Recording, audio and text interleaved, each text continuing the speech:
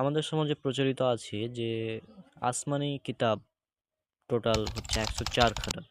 হ্যাঁ? অর্থাৎ ১০৪ সহিফা বা ১০৪ আসমানি কিতাব।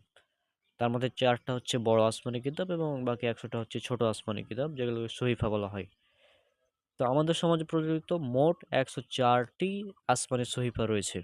কিন্তু এই কথাটি না আছে কোরআনের কোনো আয়াতে, না আছে কোনো সহিহ হাদিসে। হ্যাঁ? এ বিষয়ে আমাদের শায়েখ ডক্টর খন্দকার আবদুল্লাহ জাহাঙ্গীর রহমাহুল্লাহ তার এই যে বই হাদিসের নামে জালিয়াতি, এ বইয়ের ২৮৭ নম্বর পৃষ্ঠায় ৬ নম্বর পয়েন্টে তিনি উল্লেখ করেছেন যে আসমানি সহিফার সংখ্যা।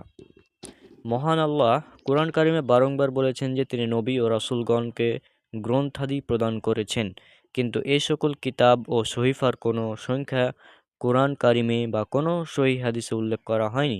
১০৪ কিতাব ও সহিফার কথাটি আমাদের দেশে অত্যন্ত প্রসিদ্ধ, কোনো নির্ভরযোগ্য হাদিসে কথাটি পাওয়া যায় না। উপরে ১,২৪,০০০ পয়গম্বর বিষয়ক যে হাদিসটি আবু যর রাদিয়াল্লাহু আনহু থেকে বর্ণিত হয়েছে, সেই হাদিসের মধ্যে ১০৪ সহিফা ও কিতাবের কথাটি উল্লেখ করা হয়েছে। আমরা দেখেছি যে এই হাদিসটি জাল অথবা অত্যন্ত দুর্বল।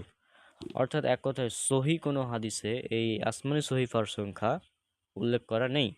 কিন্তু আমাদের সমাজে প্রচলিত হয়ে গেছে ১০৪ খানা কিতাব।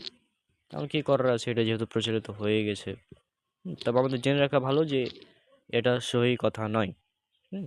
তারপরে এই যে ১,২৪,০০০ নবী বা ২,২৪,০০০ নবী, এ ধরনের কথারও কোনো প্রমাণ সহিহ হাদিসে পাওয়া যায় না। হুম? ১,২৪,০০০ যে হাদিসটা রয়েছে সেটা জয়ীফ। আর ২,২৪,০০০ এর তে কোনো বর্ণনাই নেই, অর্থাৎ জাল বর্ণনাও নাই। আর এই যে ১০৪ খানা শরীফা, এটা অত্যন্ত দুর্বল অথবা জাল। তো আশা করছি আপনারা বুঝতে পেরেছেন বিষয়টা।